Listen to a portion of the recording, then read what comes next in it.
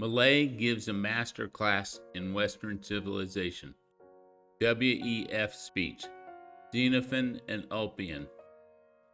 Milei destroys the cultural relativism so popular at conferences like the WEF Forum. He cites the work of the Greek economist Xenophon, who lived at the time of Socrates, and Ulpian, one of the first Roman legal scholars. Xenophon lived from 430 BC to 354 BC and was born in Athens. He was a general and a philosopher, and at age 30 he was elected as one of the leaders of the retreating Greek mercenaries, the 10,000. He has been called one of the greatest genius warriors in history. Xenophon was a student of Socrates and wrote works defending him, including Memorabilia and Symposium. Because of his allegiance with the Spartans, he was exiled from Athens. He spent the rest of his life on an estate outside of Sparta. He was the author of 14 major works, and in many ways he was the first economist, predating Adam Smith by over 2,000 years.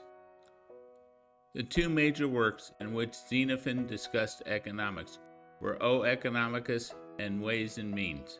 Some of the major highlights of his economic thinking included that he recognized the importance of the division of labor as a driver of efficiency and product quality, predating Adam Smith's idea of the division of labor by over 2 millennia. He also made a compelling case that peace was more profitable than war for Athens, something that, of course, has been turned on its head by modern economics that suggests that war is somehow good for the economy. Xenophon also pointed out the importance of knowledge in creating wealth, something that was lost by modern economists, who suggested that the inputs to the economy were land, labor, and capital. And now they've thrown in entrepreneurship, which is just a vague term. He makes the point that the same object can be wealth that is beneficial to one person and not wealth to another. That is, it's useless or even harmful to another person based on their knowledge and skill of its use. For instance, he points out a horse is not a useful asset to someone who cannot ride it, and it may also cause injury rather than benefit. So in many ways, he's anticipating the importance of knowledge in economics long before new growth economics, which should have been inherently obvious to anyone, but was not written about in economics. It's like all the economists bought into the Marxist idea that we are unthinking robots, just labor. They ignored Aristotle, who showed that humans are rational beings and knowledge is necessary even in the most simple of tasks.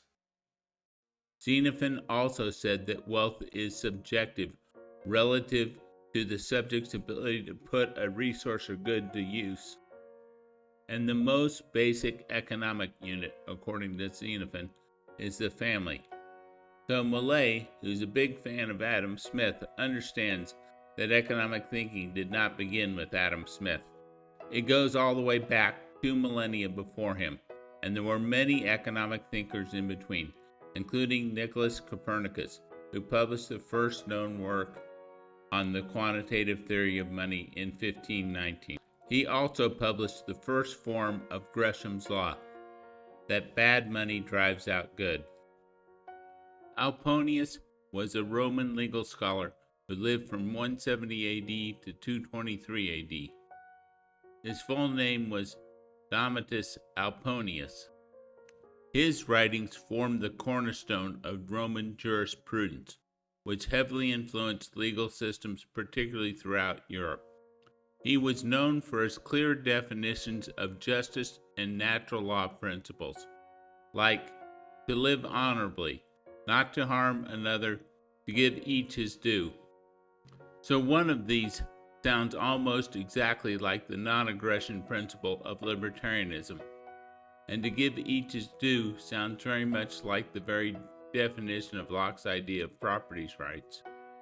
In political philosophy, he argued that the emperor's power is derived from the people, which of course echoes the American Constitution and the American Declaration of Independence, and was critical to overthrowing the idea of the divine right of kings.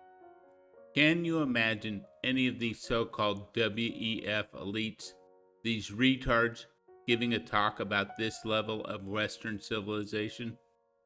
One of Milei's major goals has been to save Western civilization from the chaos and nihilistic ideas of the WEF and the Marxists. And in his speech to the WEF in 2026, he does this brilliantly. Long live freedom, damn it.